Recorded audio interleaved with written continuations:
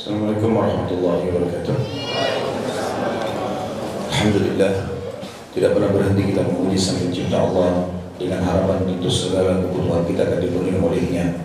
Karena seperti itulah janji Sang Pencipta Allah, kalimat Alhamdulillah dan kalimat syukur yang menyebabkan segala kebutuhan kita akan dipenuhi olehnya. Selanjutnya kita panjatkan salawat dan taslim kepada manusia terbaik yang telah membawa kepada kita hukum halal haramnya Allah, sehingga kita punya panduan hidup. Dan Allah telah memerintahkan kita untuk mengucapkan kepadanya salam hormat, bertindak ibadah bagi setiap orang yang mengucapkannya, dan juga dijanjikan akan diberikan 10 kali tambahan rahmat bagi yang mengucapkan 1 kali salam hormat. Maka sangat wajar kalau kita selalu mengucapkan salawat dan taslim pada Nabi besar Muhammad sallallahu alaihi wasallam. Melanjutkan bedah buku kita, yang kita bahas adalah begini seharusnya mendidik anak. Dan kita sudah membahas prasekolah di awal-awal bahasan. Ada mungkin poin yang saya perlu tambahkan, terutama bagi ibu-ibu atau akhwat kita yang sedang hamil, maka dia bisa juga menerapi dan membiasakan bayi untuk mendengarkan tilawah Al-Quran.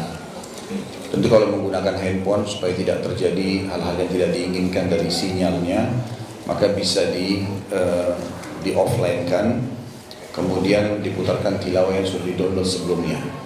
Jadi usahakan punya target, misalnya satu hari dengarkan 1 lembar atau setengah lembar di waktu tertentu yang ibu lagi lowong misalnya. Dan usahakan insya Allah kalau 9 bulan waktunya cukup lama, kalau mulai dari bulan pertama, maka itu bisa mengkhatam Al-Quran. Berulang-ulang bisa dilakukan itu. Saya pernah baca sebuah artikel yang menjelaskan masalah itu, dan ternyata orang tua yang melakukan ini berhasil, anaknya hafal 30 juz setelah lahir dengan sangat mudah. Tentu bukan langsung lahir sudah hafal ya, tetapi dia kena terbiasa dengar waktu dia masih di perut, maka secara otomatis waktu diperdengarkan juga, waktu dia sudah mulai bisa bicara 2 tahun, 3 tahun, dia sudah tidak asing lagi dengan itu.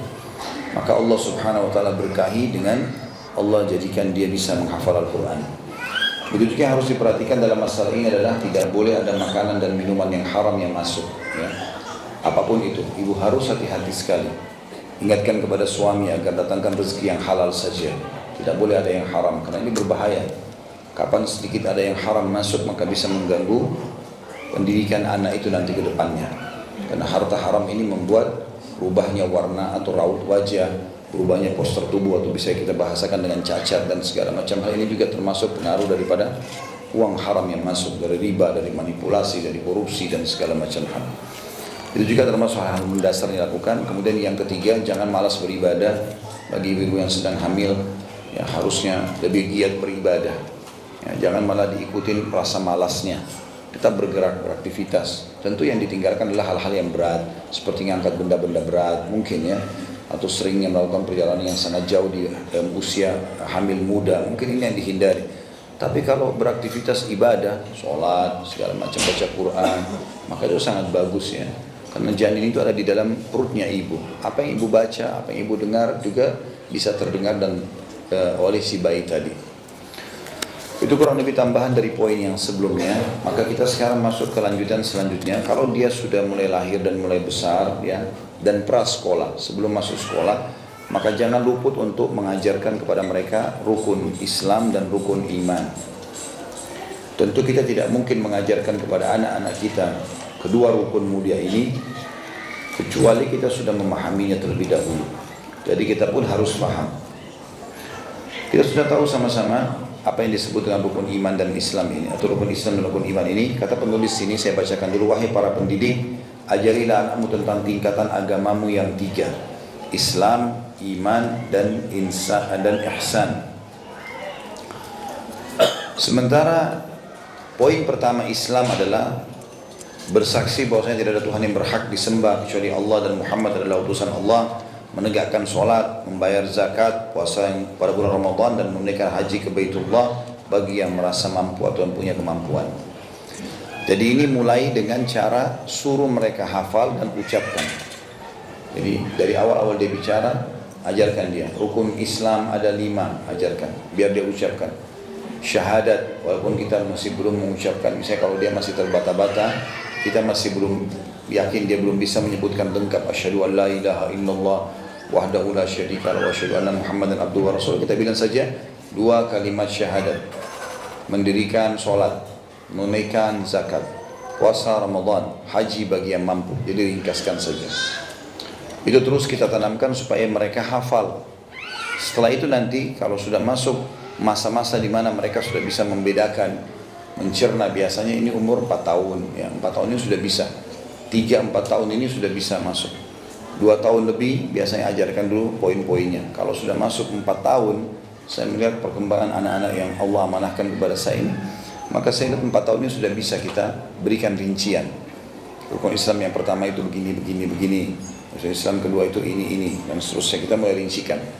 Contoh misalnya masalah syahadat. Saya pernah jelaskan pada pertemuan sebelumnya itu ya, tapi saya ingatkan kembali. Tanamkan selalu tentang kalimat la ilaha illallah.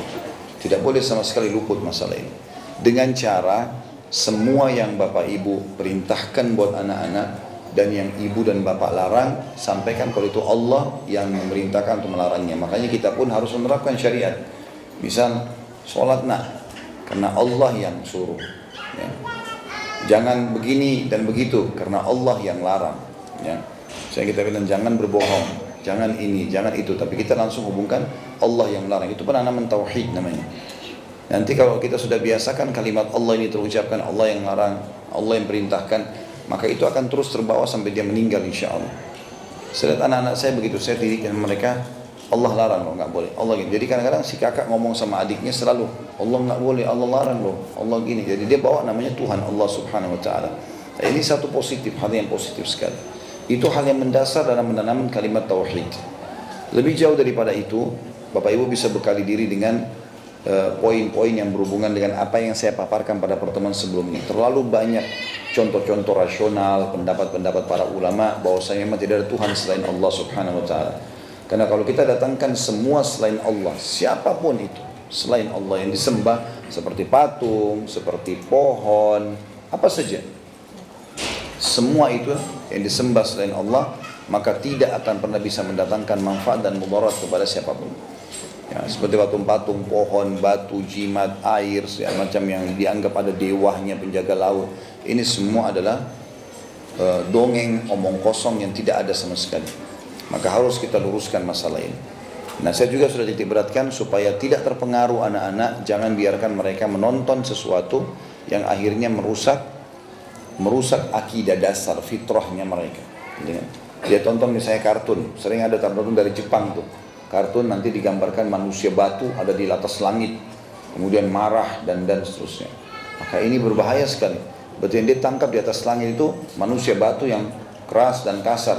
Padahal kita tahu yang di atas langit adalah Allah Subhanahu Wa Taala. Ya. Allah bersemayam di atas arsy-Nya di atas langit. Dan kita harus menanamkan di langit itu adalah kemuliaan dan kesucian karena ada Allah, ada para malaikat, bahkan surga yang Allah janjikan ada di atas langit, gitu kan?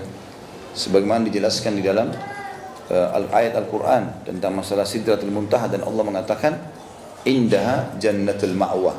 Di sekitar Sidratul Muntaha itu ada surga yang dijanjikan. Maka itu tempat-tempat mulia dan tempat suci. Maka tidak boleh kita salah dalam menanamkan poin ini. Kemudian juga Muhammad Rasulullah kita datangkan sejarah Nabi. Sudah banyak buku-buku tentang sejarah Nabi yang ringkas-ringkas ya.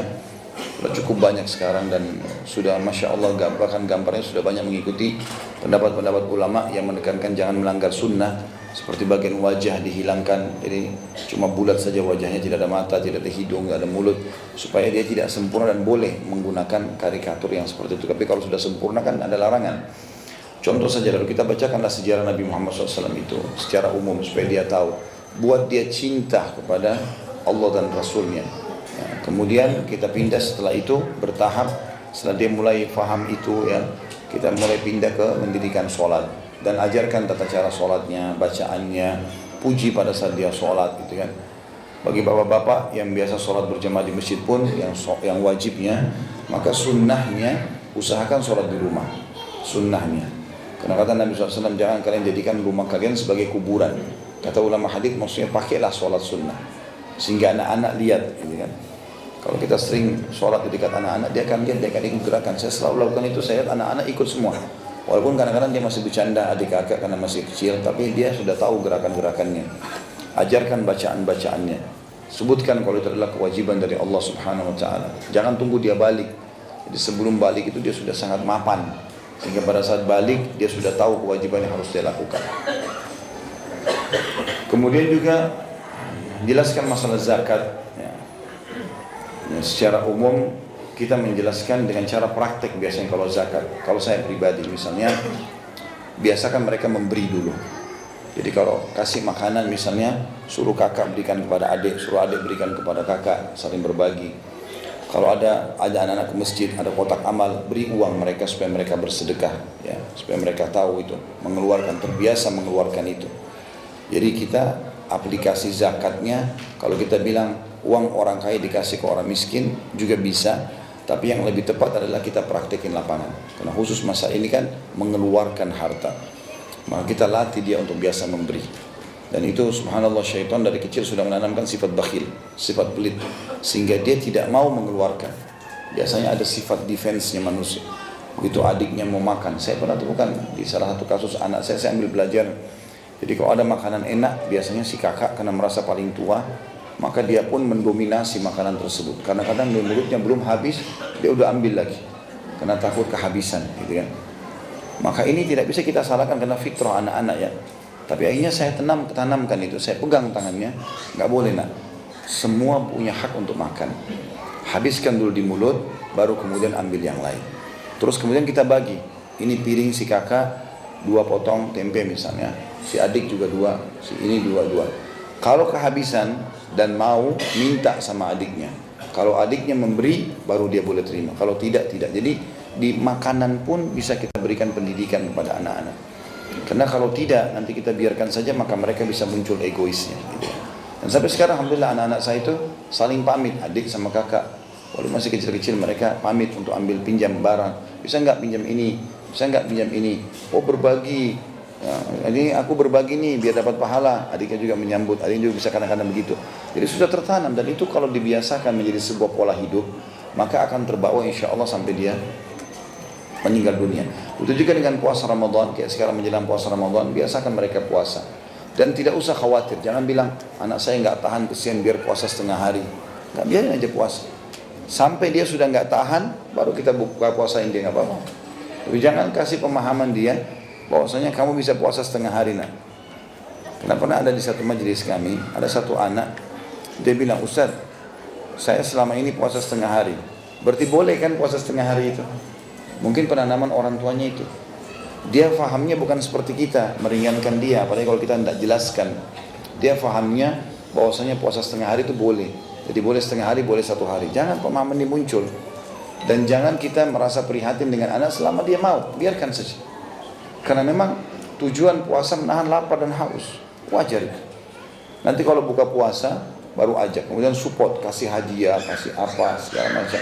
Kalau terbiasa puasa dan ibadah-ibadah yang sebelumnya kayak zakat atau sedekah tadi ya, kemudian sholat, itu sangat bagus dari kecil. Dia akan terbawa terus sampai dewasa. Saya masuk di beberapa masjid Masya Allah yang berada di dekat-dekat rumah kami. Itu sudah mungkin karena seringnya anak-anak ini diajak oleh orang atau ayahnya pergi ke masjid. Saya lihat mereka sholat dari awal masuk masjid sampai terakhir. Bahkan adabnya Masya Allah, masuk masjid kaki kanan, ikut di shaf, pengaturan telapak kakinya di shaf itu sudah rapi, ikutin orang tua, tidak main-main gitu kan. Maka saya ini mungkin karena sudah terbiasa dibawa. Mungkin yang banyak main-main itu cuma sesekali diajak gitu ya. Tapi kalau sudah sering dirutinkan, maka itu penanaman yang sangat baik. Itu juga dengan haji. Kalau ini saya lihat sudah cukup bagus di beberapa sekolah ya. Di beberapa sekolah Islam ada manasik ya. Biasanya ada Ka'bah, miniatur Ka'bah, kemudian mereka lakukan itu sangat bagus. Tapi Bapak Ibu tidak harus tunggu sekolah. Karena kita bicara masalah pendidikan prasekolah. Kalau perlu anak kita masuk sekolah, dia sudah paham semua itu. Dia sudah paham semua. Jadi pada saat gurunya ajarkan, dia sudah tahu. Jadi kita bisa membuat gambar saja atau kita lihatkan cuplikan tentang orang tawaf ya. Haji itu apa sih? Bapak Ibu harus tahu dulu.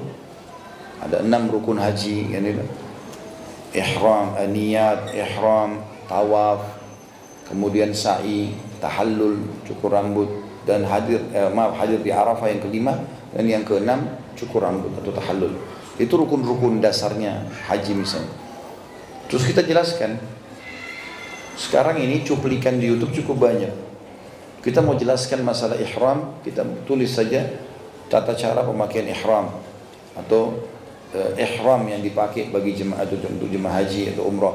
Maka keluar semua cuplikannya banyak, bahkan cara prakteknya juga ada. Tawaf misalnya, maka ini tawafnya, ini Ka'bah, cara tawafnya seperti ini. Kita jawablah ya, berikanlah gambaran, maksudnya kita berikanlah gambaran kepada anak-anak itu. Kemudian sa'i, ini loh sa'i, jalan antara Safa dan Marwah. Dan ini loh gambarnya, ini sa'i, ini namanya Bukit Safa, ini Bukit Marwah. Di YouTube semuanya lengkap. Kemudian juga dengan Arafah, padang Arafah, ini loh padang Arafah gini-gini. Kemudian tahallul cukur itu seperti ini, kalau anak laki-laki afdalnya gundul, kalau anak perempuan itu cukur sedikit saja. Ada cuplikan semua diperlihatkan. Jadi haji lengkap bagi dia fahami. Maka ini juga termasuk kesempurnaan dalam menyampaikan rukun Islam itu. Kemudian yang kedua rukun iman. Beriman kepada Allah, para malaikatnya, kitab-kitabnya, para rasulnya, hari akhir, dan beriman kepada takdir yang baik dan buruk.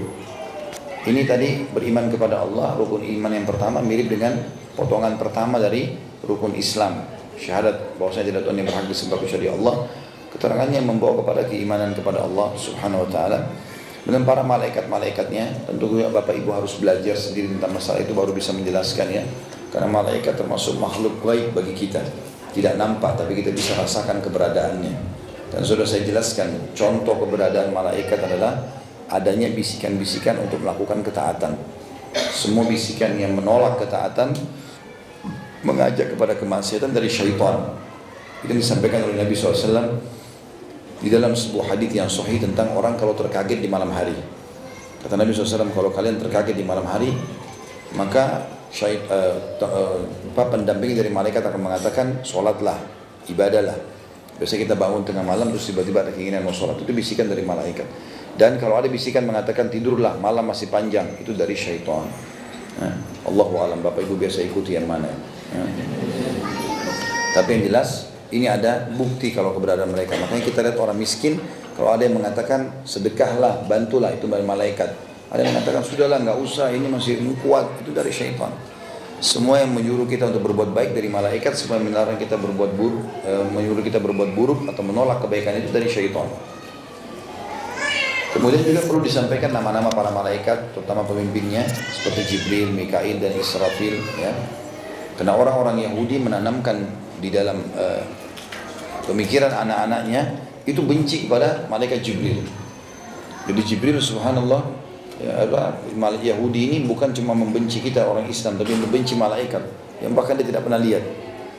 Makanya waktu Abdullah bin Salam radhiyallahu anhu datang untuk masuk Islam, dia mengatakan, saya akan menanyakan kepada Muhammad pertanyaan yang tidak diketahui kecuali oleh seorang Nabi. Maka Nabi SAW mengatakan, sungguh Jibril telah datang kepadaku menyampaikan jawaban dari pertanyaanmu. Lalu dia mengatakan, sungguh Jibril itu adalah musuh orang-orang Yahudi dari kalangan malaikat.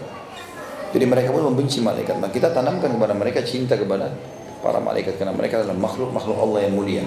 Lalu sebutkanlah cukup banyak artikel, banyak ceramah. Karena saya panjang lebar tentang masalah iman kepada malaikat di bab bahasan kitab Minhajul Muslim, sudah ada di YouTube insyaAllah. Itu bisa dikembali di situ untuk baca dan dalilnya cukup banyak. Kemudian kitab-kitabnya termasuk Al-Quran, kita lihatkan kepada anak, ini kitabnya Allah, berisikan 114 surah. Kita bacakan nama-nama surahnya paling tidak. Surah Al-Fatihah pembuka, surah Al-Baqarah sapi betina, surah Al-Imran keluarganya Imran, surah An-Nisa tentang wanita, surah Al-Ma'idah tentang makanan yang turun dari langit kepada Nabi Isa AS. Dan terus kita bacakan, sudah ada terjemahannya, penjelasan masalah isi daripada Al-Quran secara global. Kemudian juga kita sampaikan tentang kitab-kitab ini, kalau ada kitab selain Al-Quran, karena ada 4 kitab, sebagian mengatakan 5 kitab. Kalau kita ambil pendapat yang 5 kitab adalah, pertama Suhuf Nabi Ibrahim, lembaran-lembaran Nabi Ibrahim alaihissalam. Kemudian ada Taurat Nabi Musa, ada Zabur Nabi Daud, ada Injil Nabi Isa, ada Quran Nabi Muhammad alaihissalatu wassalam, yang wajib kita imani. Para Rasul juga begitu, ajarkan kepada mereka nama-nama 25 Nabi dan Rasul dan kisah-kisah mereka. Saya sudah bilang kemarin, beli bukunya, bacakan, dongengkan sebelum tidur. Ya. Kemudian hari akhir kita juga jelaskan tentang terjadinya kiamat. Semua kita akan meninggal dunia, akan begini dan begitu. Kita kasih contoh misalnya neneknya yang sudah meninggal, kakeknya yang sudah meninggal, atau mungkin ada temannya ya, yang dia kenal masih kecil tapi sudah meninggal misalnya. Kalau itu adalah awal kehidupan akhirat. Dan beriman kepada takdir yang baik dan juga takdir yang buruk. Semua yang baik dan buruk, maksudnya orang suka tidak suka dari Allah Subhanahu wa taala. Allah sudah ciptakan semua. Tapi tentu Allah menyuruh kita mengambil yang baik dan Allah melarang kita yang buruk. Makanya semua yang baik-baik di mata Allah Subhanahu wa taala diberikan keutamaan atau fadilah. Semua yang buruk diberikan ancaman. Ya, diberikan ancaman. Kemudian tanamkan juga ihsan, dan ihsan yaitu hendaklah engkau menyembah Allah seakan-akan mampu melihatnya. Bila tidak, maka ketahuilah Allah pasti melihatmu. Allah Ta'ala berfirman dalam surah An-Nahl ayat 128, A'udzubillahi minasyaitonirrajim, Innallaha ma'al ladzina taqaw wal ladzina hum muhsinun. Sesungguhnya Allah beserta orang-orang yang bertakwa dan orang-orang yang berbuat kebaikan. Artinya di sini kita tanamkan bahwasanya anak-anak ini kalau berbuat ketaatan kepada Allah, Allah akan bersama mereka dan memenuhi semua kebutuhan mereka. Dan kapan dia durhaka kepada Allah, melakukan kemaksiatan, maka pasti dia akan dihukum oleh Allah. Tanamkan selalu masalah itu.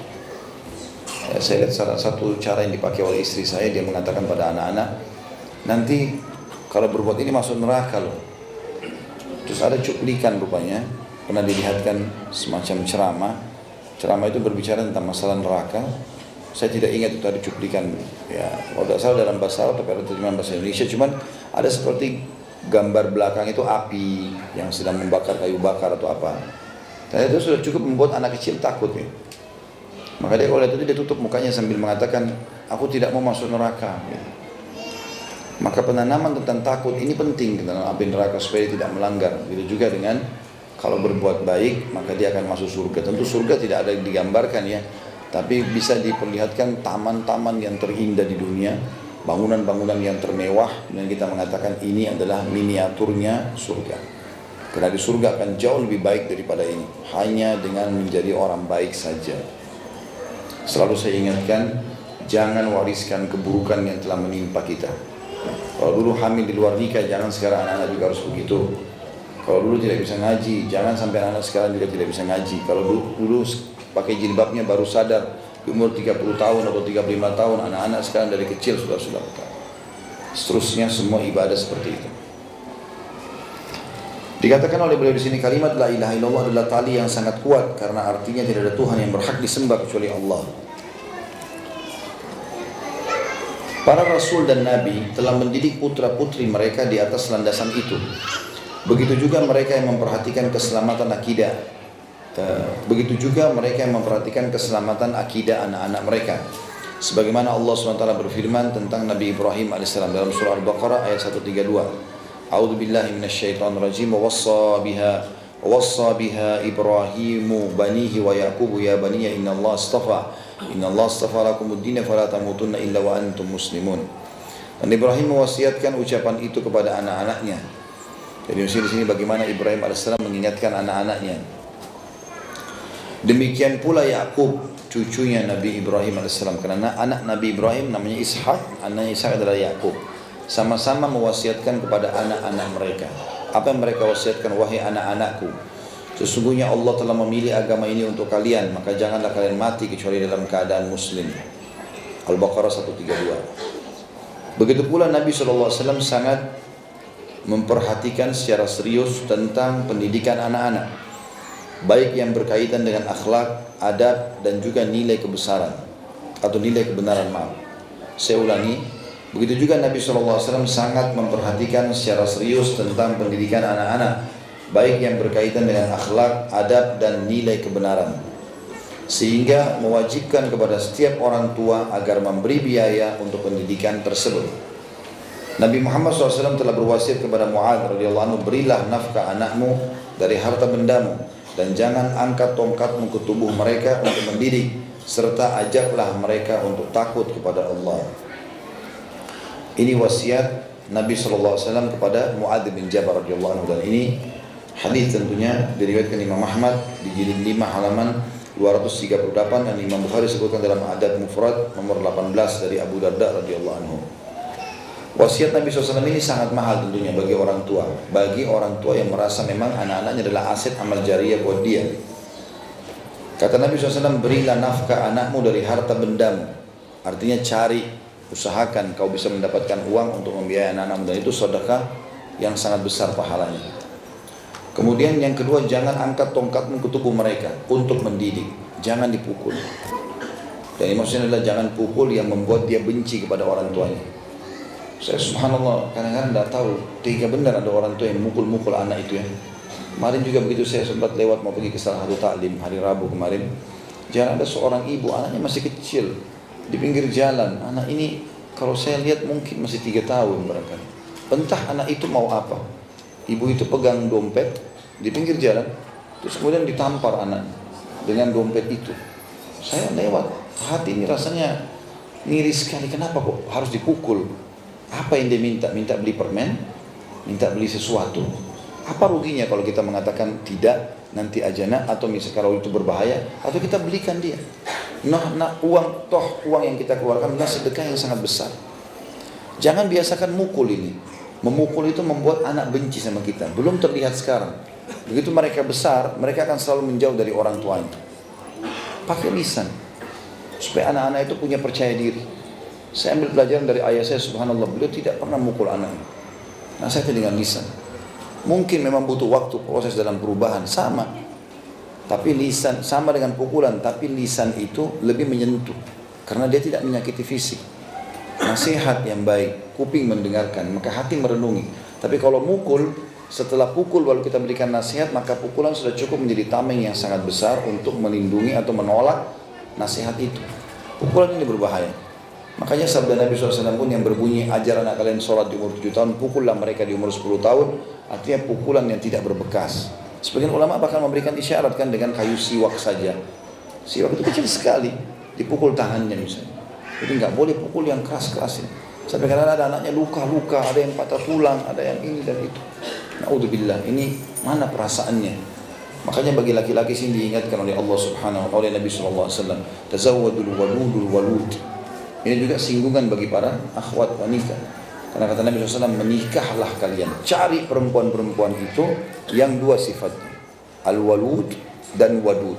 Walud itu subur dan wadud penuh dengan cinta dan kasih sayang. Itu cirinya ada. Ada subhanallah, ibu-ibu yang penuh dengan cinta itu apa saja anaknya dirangkul dengan baik, disentuh. Ya, dengan ramah, dengan lembut. Selalu sibuk mengajarkan anaknya berbicara yang baik segala macam. Ini wajar jadi istri. Tapi ada ibu subhanallah nggak mau sentuh anaknya. Main sedikit udah sana, main aja sana. Biar main ke rumah tetangga, udah makan belum makan, jatuh nangis pun datang, nangulu ibu nangis sakit gini. Ya sudahlah, siapa suruh kamu lari-lari? Malah tanpa disalah-salahkan. Ini na'udzubillah, wanita yang tidak layak jadi istri semestinya. Dan ini pelajaran bagi laki-laki dan ini singgungan bagi para kaum wanita untuk menyadari. Jadi kalau mau layak jadi seorang istri yang dihormati, maka harus punya sifat ini. Kapan dia berlemah lembut, santun kalau bertutur kata, baik sama suami atau sama anaknya, pasti akan langgeng rumah tangganya. Kemudian selanjutnya, dikatakan di paragraf setelahnya, begitu juga Nabi SAW, saya ulangi dulu ya, sangat memperhatikan secara serius tentang pendidikan anak-anak, baik yang berkaitan dengan akhlak, adab, dan nilai kebenaran, sehingga mewajibkan kepada setiap orang tua agar memberi biaya untuk pendidikan tersebut. Nabi Muhammad SAW berwasiat kepada Mu'adz, berilah nafkah anakmu dari harta bendamu dan jangan angkat tongkatmu ke tubuhnya atau tubuh mereka untuk mendidik. Pesan yang terakhir yang ketiga, serta ajaklah mereka untuk takut kepada Allah. Jadi sering bahasakan, ini Allah larang, ya, ini Allah bolehkan. Kenapa ayah sama ibu baik sama kami? Karena anak-anak bicara begitu. Saya pernah temukan begitu. Kenapa kami dibelikan mainan? Kenapa begini dan begitu? Ya karena Allah yang perintahkan. Kalau kita cuma bilang karena ibu sama ayah sayang sama kamu, nanti ini cuma sebatas manusia. Karena Allah perintahkan kami untuk melakukan itu. Jadi tertanam kata-kata Allah ini dalam jiwa mereka. Ibnu Qayyim berkata rahimahullah, barang siapa tidak mendidik anaknya tentang perkara yang bermanfaat dan menelantarkan pendidikan mereka, maka dia telah melakukan kesalahan yang sangat fatal. Kebanyakan anak itu rusak akibat dari keteledoran dan kesalahan orang tua yang tidak mau mengajarkan kepada mereka tentang pokok-pokok ajaran Islam, sehingga mereka hidup penuh dengan penyesalan dan sia-sia. Mereka tidak menjadi orang yang bermanfaat dan orang tua mereka tidak mengambil manfaat dari mereka.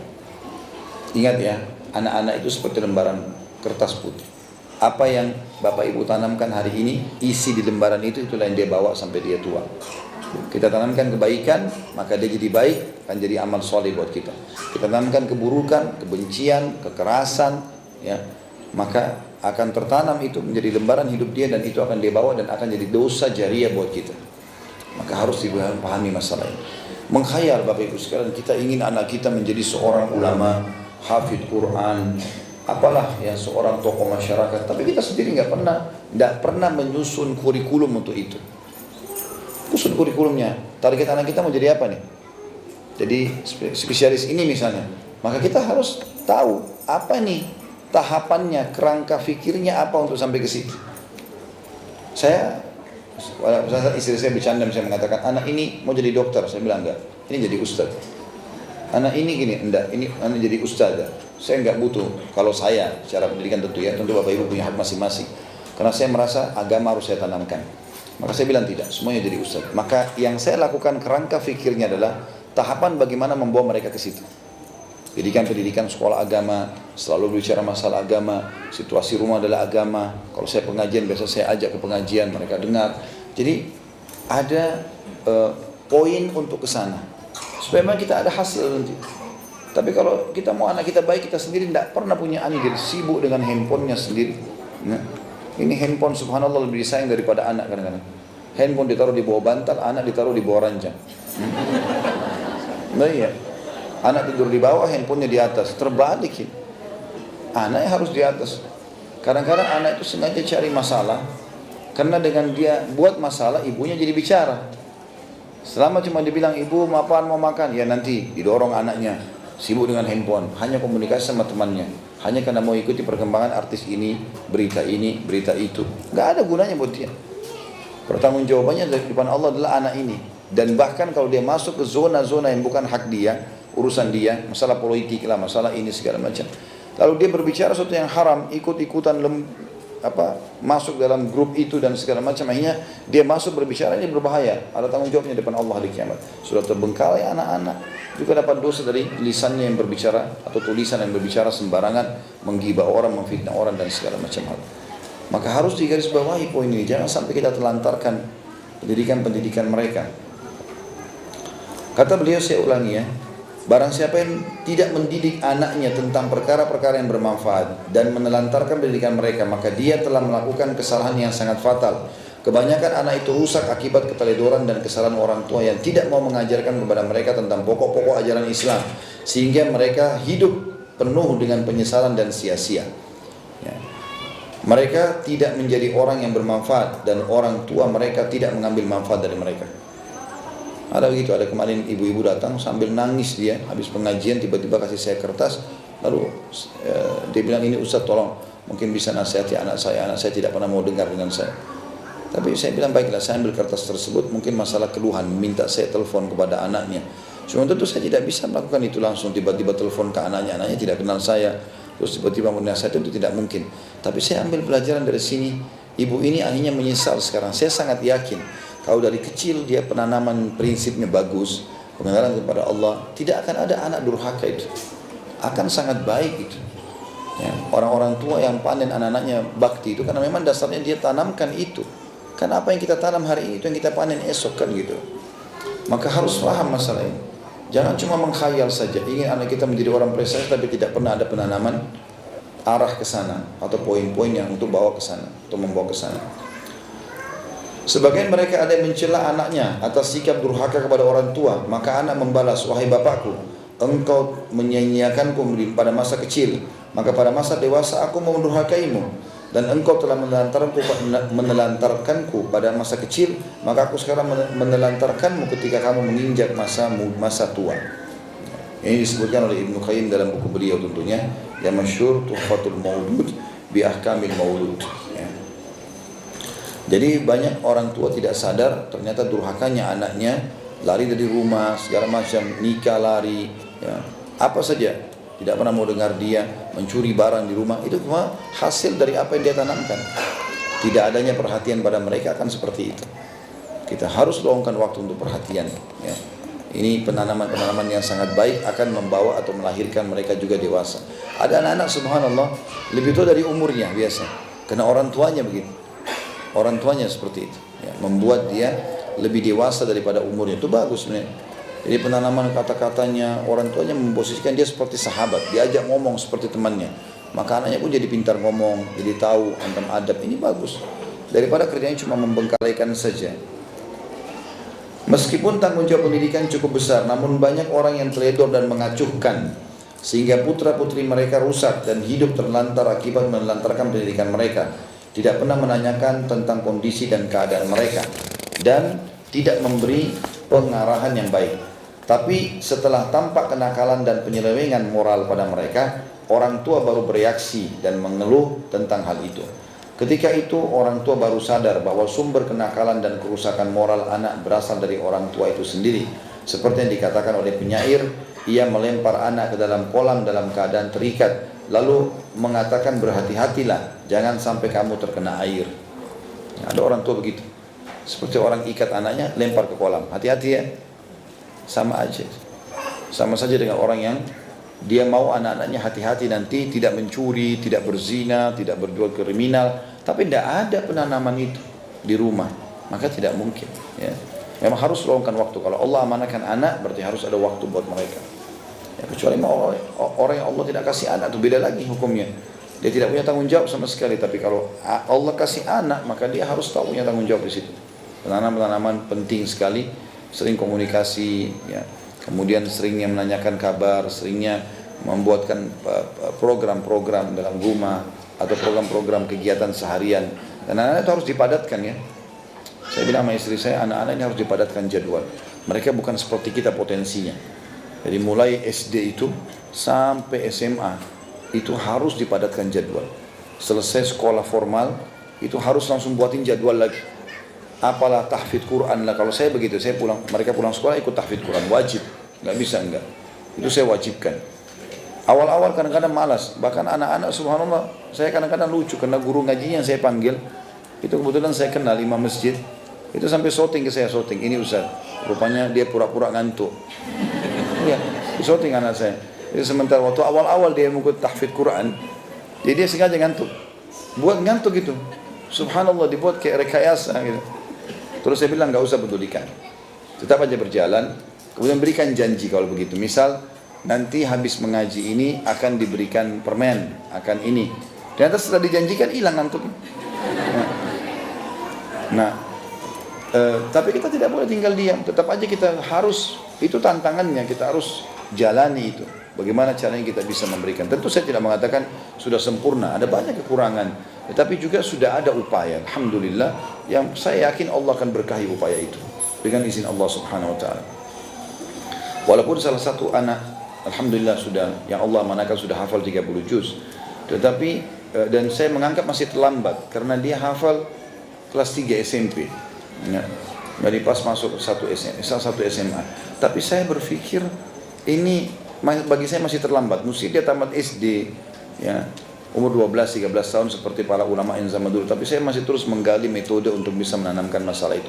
Cuma saya pikir ini upaya, ada yang kita lakukan dan ada hasil daripada tidak sama sekali. Dan ternyata dengan Al-Quran itu, istri saya cerita sendiri, anak ini kalau lagi duduk diam kadang-kadang. Terus saya coba dekatkan telinga, ternyata dia lagi muraja Al-Quran. Kadang-kadang di mobil dia lagi muraja Al-Quran. Jadi terbina dengan itu, karena rupanya setiap pulang sekolah, karena kita buatin program, tidak dirasa 2 tahun berjalan, 3 tahun sudah selesai 30 juz itu.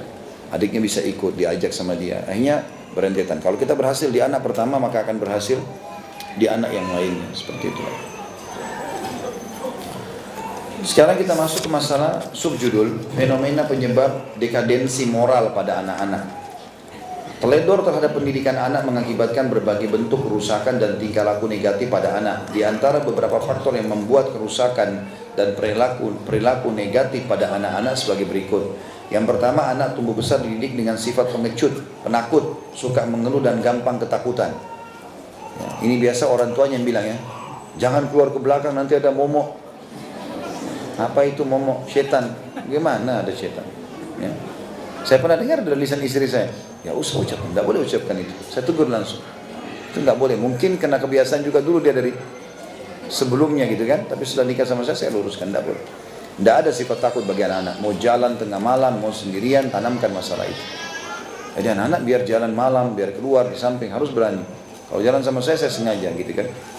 Sofia radhiyallahu anha, ibu Zubair bin Awam radhiyallahu anhu, ini tante Nabi SAW. Itu kalau dia mau didik keberanian anaknya sampai dia sengaja jalan di kegelapan.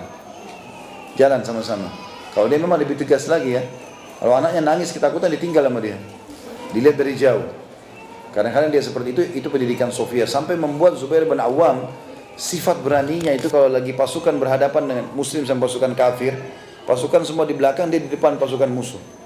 Dia tinggal tunggu takbir, dia serang sendirian. Karena beraninya.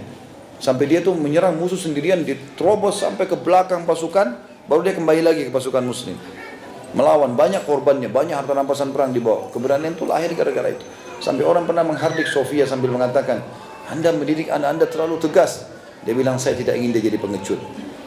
Tentu maksudnya ini mungkin sangat tinggi ya pola pendidikan itu. Saya mau Bapak Ibu terapkan yang sederhana saja. Jangan tanamkan sifat takut.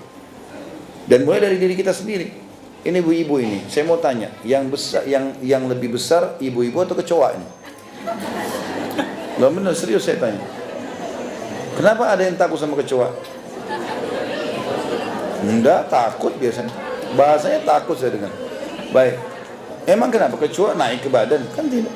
Lewat. Itu bukan geli namanya, kena lari dari kecoa. Nah, saya pernah begitu di rumah. Anak-anak teriak semuanya, masih kecil-kecil. Kenapa ini? Ada kecoa. Saya panggil dulu anak-anak, saya panggil istri saya, ini kamu ajarin apa anak-anak ini? Saya tanya anak-anak saya, mana yang lebih besar nak? Kalian atau kecoa? Oh, kami. Baik. Kenapa takut sama kecoa? Kecoa itu lihat kamu lari. Dia yang takut sebenarnya. Kenapa tanamkan sifat takut ini? Kan tidak usah gitu loh.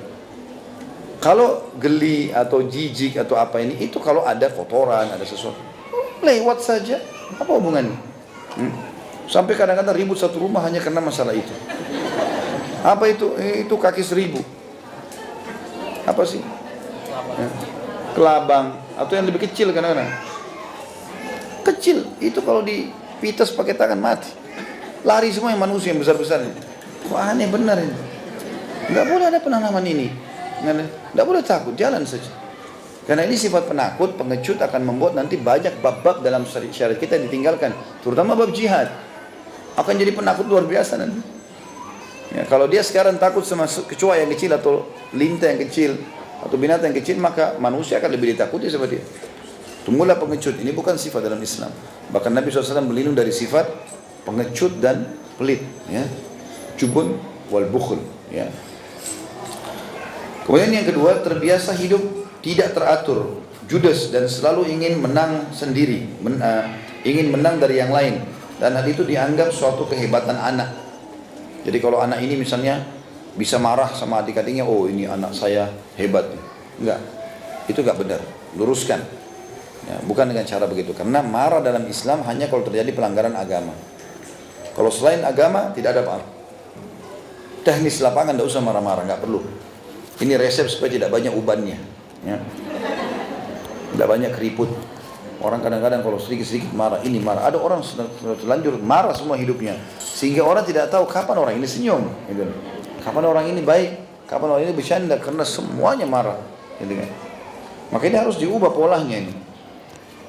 Biasanya pola hidup yang tidak teratur ini misalnya pola makan, ya, karena mulai dari itu misalnya masalah sederhana, ibunya nggak atur waktu makan paginya jam berapa, makan siang jam berapa, makan malam jam berapa.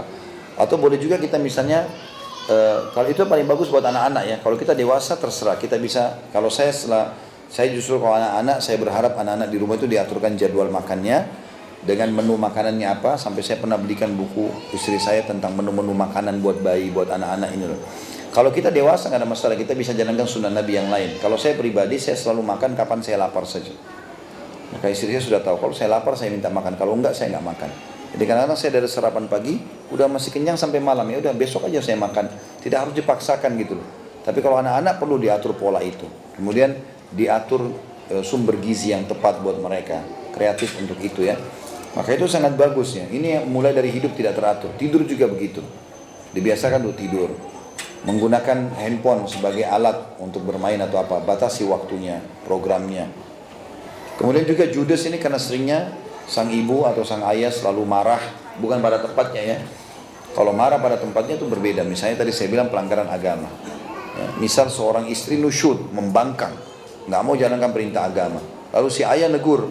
Kebetulan karena rumahnya kecil, anaknya dengar. Maka itu tidak salah si ayah. Itu. Atau si ibu marah sama anaknya. Karena anaknya sudah balik tapi nggak mau tutup aurat misalnya. Nggak mau sholat. Maka itu wajar dia marah karena pelanggaran agama. Tapi kalau teknis lapangan, ini nggak perlu sama sekali. Begitu juga dengan kasus menang sendiri. Ini bisa diobati dengan tadi rukun Islam yang ketiga, membiasakan untuk sedekah. Ya, kalau kita berikan, kalau mau mendidik ya pola, bisa, misalnya saya pernah lakukan itu kepada anak-anak. Contoh saja, kalau belikan mereka sesuatu di supermarket, misalnya masuk silakan pilih, mereka pilih misalnya. Atau mereka pilih sendiri, mau beli ini, belilah. Kadang-kadang saya yang pilihkan, lebih baik saya pilihkan. Tapi kalau saya pilihkan atau mereka pilih dan mereka tunjukkan ke saya, ini mau beli ini abadi misalnya. Maka saya mengatakan ini boleh, tapi saya sengaja supaya adik dan kakak ini tidak sama, berbeda. Nanti tiba di rumah, saya minta supaya si adik berbagi sama kakaknya, kakak berbagi kepada adiknya. Membiasakan mereka untuk bisa saling memberi. Itu sangat bagus ya. Dan itu saya lihat sederhana tapi berpengaruh pada kejiwaan. Kadang-kadang kalau adiknya masih makan atau kakak masih makan dan dia yang satu sudah habis, maka kalau dilihat kakaknya sudah habis atau adiknya, maka yang satu mengatakan, salah satunya di antara mereka mengatakan, aku masih punya lebih, mau nggak? Dia akhirnya dengan sendirinya karena sudah terbiasa kita latih berbagi, dia mau memberi. Ya, ini satu hal yang sangat baik. Jadi menghilangkan sifat ego merasa menang sendiri. Dan ini jangan sampai teman-teman, saya lihat soalnya ada di antara keluarga kami begitu ya, terjadi. Jadi dia punya anak, beberapa orang anak, dan anaknya itu ada satu anaknya selalu kalau kakaknya diberikan sesuatu dia mau yang lain, dia mau yang berbeda, dan diikuti sama orang tuanya. Kalau tidak anak ini ngambek, ya. Dan ngambek itu dirayulah segala macam untuk supaya akhirnya diikuti lah. Akhirnya dari kecil tertanam, dari masih kecil, masih belum SD malah kayak gini prasekolah, sampai dia menikah terus saja begitu polanya, selalu mau merasa lebih dari orang lain, sehingga egoismenya besar sekali. Ini bahaya, nggak boleh. Tanamkan pada anak-anak, ini nggak boleh. Kakakmu dapat begini, kamu dapat begini. Jadi kita tanamkan dalam masalah ini semuanya sama. Ya. Yang ketiga, yang berasa membuat merusak moral adalah membiasakan anak bersikap manja, tidak disiplin dan hidup foya-foya, menghambur-hamburkan harta dan suka menonjolkan kekayaan. Jadi saran saya kalau Bapak Ibu mau kasih fasilitas kepada anak, apalagi kalau sudah SMP, SMA. Kalau SD masih lebih ringan, tapi kalau SMP sama SMA teman-teman, begitu juga dengan orang kalau sudah kuliah, hubungkan dengan prestasi. Misal anak kita bilang, ayah ibu saya butuh motor gini-gini. Baik, boleh, tapi dengan syarat hasil ujianmu nanti harus begini dan begitu. Atau kamu mulai sekarang, ayah mau lihat sholat 5 waktu di masjid. Sebulan ini jalankan, ayah akan berikan motor. Tapi ingat, motor tetap akan ditahan kalau kau berhenti sholat misalnya. Jadi hubungkan dengan sesuatu prestasi. Jangan cuma tahu dikasih. Ada orang mungkin karena terlalu banyak hartanya, yang dia pikir adalah gampang, anak ini saya kasih saja harta. Dikasihlah, sehingga anak ini tidak pernah tahu nilainya, tidak ada prestasi di situ. Banyak orang-orang kaya begitu. Saya tahu ada kasus orang, karena orang tuanya main belikan mobil mahal, dia tidak tahu nilainya. Dia main pakai, bangga-bangga sama temannya, berfoya-foya. Kemudian mobil itu sampai dicemplungin, jatuh di laut lah, ya, di pinggir laut bermain-main sama teman, balap-balap jatuh di laut. Dia tinggalkan, lapor sama ayahnya. Ayahnya keluarkan lagi. Mobil rusak, jual, belikan mobil baru. Jadi tidak ada pendidikan. Tidak ada pendidikan sama sekali, ini tidak boleh. Bahkan kalau perlu tahan fasilitasnya, gitu kan? Untuk mendidik dia. Kalau kau malas belajar, nggak ada lagi fasilitas ini. Tahan. Uang belanja tidak ada misalnya di sekolah. Atau motor tidak bisa kamu pakai sementara. Atau mobil tidak bisa kamu pakai. Sampai kamu begini. Jadi pasti dia akan terikat nanti dengan pola seperti itu. Yang dimaksud di sini manja teman-teman sekalian, bukan manja di sini yang bersandar di dada orang tua, itu boleh dalam Islam. Di sini maksudnya manja ini Semuanya harus orang lain yang kerjakan. Biasakan anak-anak teman-teman, dia buka baju, angkat, taruh di tempat baju kotor. Ada sampah, taruh di sampah. Saya depan mata kalau anak-anak lagi makan, saya pulang pengajian biasa ada banyak makanan dikasih. Saya bawa, ini ada kue-kue. Apa ini, bawa apa ini, bawa apa abadi ini, bawa kue, dibuka. Mereka makan, ingat, makan tangan kanan, baca bismillah, saya ingatkan. Mereka ambil makan tangan kanan. Rupanya kadang-kadang mereka karena lupa, diambillah bungkusan, dibuang sembarang. Saya lihat, angkat sekarang. Mana tempat sampahnya? Sana. Sekarang buat tempat sampah, sebelum makan, ditaruh di tempat sampah. Jadi kita didik mereka. Akhirnya terbiasa gitu. Walaupun kadang-kadang mungkin dia lupa, tapi sudah ada upaya. Yang kita ingin sekarang upaya, Allah akan nilai upaya itu. Jadi yang dimaksud di sini manja adalah kalau dia tidak mau mandiri, tidak mau mengerjakan sendiri selama dia mampu. Jadi suruh dia gantung handuknya sendiri, ambil bajunya sendiri, ya, pakai pakainya sendiri. Kecuali memang umur-umur yang belum bisa untuk itu, ya, 2 tahun, 3 tahun. Bahkan subhanallah saya lihat anak-anak, ya, saya ambil pengalaman, coba saya praktikin ke anak-anak. Kalau kita biasakan, coba pakai sendiri nak. Tapi aku belum bisa, coba belajar. Dia cobalah. Waktu dia coba salah, oh hebat, sudah bagus. Tapi nanti lebih bagus begini ya. Nah, ternyata yang kedua, yang ketiga, karena kita puji, dia mau pakai sendiri. Mau dipakai sama uminya pun tidak mau. Mau pakai sendiri. Karena dia sudah merasa bahwasanya dia mampu. Itu sangat bagus itu. Ya. Yang keempat, terlalu murah hati kepada anak yang memberi segala sesuatu yang diminta ketika dia menangis di depan bapaknya atau depan ibunya. Biasanya memang bapak ini lebih lunak dalam pemberian daripada ibu, ya. Karena kalau ibu karena tiap hari sama anaknya, mungkin dia sudah kasih makanan pagi, dia sudah kasih minuman, jadi banyak. Ayah kadang-kadang kan banyak waktu di luar rumah. Maka kalau ketemu anak biasanya sore atau malam hari, anaknya begitu minta apa langsung dikasih sama dia. Maka di sini kadang-kadang ada bentrok antara pendidikan ibu sama ayah, ya. Semestinya harus ada kefahaman yang satu di sini. Ada harus satu pemahaman. Jadi apa yang dikasih pada hari itu buat anak-anak sudah cukup. Karena kadang-kadang anak-anak minta mainan sama ibunya sudah diberikan. Ayah datang juga dikasih begitu. Andalannya dia menangis, ya. Selalu senjatanya menangis. Maka kita jangan terpengaruh dengan tangisannya. Benar ya sudah kita kasih. Kalau enggak jangan. Ya. Kadang-kadang anak-anak itu di rumah saya minta mainan 1 hari berapa kali. Mana mainan yang tadi nak? Tadi ada tapi sudah rusak. Kalau rusak berarti abadi nggak belikan lagi. Karena beli mainan bukan untuk dirusak. Mana mainannya? Sini. Ternyata cuma lepas sedikit.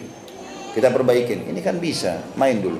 Nanti kalau sudah beberapa waktu berlewat, beberapa hari insya Allah nanti apa dibelikan lagi. Ini bisa kita sedekahkan ke orang lain. Suruh bawa kasih kepada orang-orang yang lain yang butuh misalnya. Maka kita coba ikhtiar. Insya Allah Allah nilai ikhtiar itu. Yang penting ada upaya yang gitu untuk bisa mendidik anak-anak ini. Ini tadi poin nomor 4 sudah saya singgung juga tadi, ya. Tidak boleh terlalu memberikan apapun kepada anak-anak tanpa ada sebuah prestasi yang bermakna yang kita minta. Kemudian yang kelima, membelikan mobil sementara anak masih dalam usia sangat muda, ya. Masih SMP, ya. SMA juga sekarang, kecuali darurat sekali. Misalnya memang kan juga Indonesia kalau saya peraturan kita umur 17 tahun baru bisa punya SIM, ya. Tadi umur itulah mungkin yang wajar. 17 tahun berarti mungkin sudah tamat SMA. Mungkin di saat-saat itulah mungkin yang wajar, ya. Kalau dari muda sudah dikasih mobil, akhirnya dia keluar sama teman-temannya, dia ugal-ugalan. Kan mereka ini rasa prihatin tentang kecelakaan dan mati ini tipis sekali anak-anak itu. Makanya mereka balap-balapan segala macam. Kalau orang sudah mulai kuliah, apalagi kalau sudah lebih dewasa, di atas 30 tahun itu, kehati-hatiannya lebih ekstra. Tapi kalau anak-anak ini luar biasa. Kadang-kadang saya di pinggir jalan lihat anak-anak SMP, SMA kalau naik motor udah nggak pakai helm, balap-balapan, ketawa-ketawa sama temannya. Seakan-akan kalau jatuh di atas mobil nggak mati. Ya. Dia pikir mobil itu bukan besi barangkali, ya. Sehingga dia anggap biasa. Tapi seperti itulah keadaannya. Maka jangan terlalu lost di sini. Kalaupun darurat dan tersekolah mungkin ada supir, itu lebih baik, lebih mendidik sebenarnya, lebih bisa menjaga itu. Atau mungkin ibunya sendiri atau ayahnya yang mengantar. Kemudian juga yang keenam, terlalu bersikap keras kepada anak di luar kewajaran. Keras, ya, beda tegas sama keras. Kalau tegas boleh, ini enggak boleh, ini boleh. Ini ayah suka, ini ibu suka. Ini ibu enggak suka, ini ayah enggak suka, gitu loh. Itu tegas namanya. Kalau keras itu matanya melotot, tangannya melayang, tendang, jambak rambut, cubit-cubit. Ini semua keras, enggak boleh dalam Islam.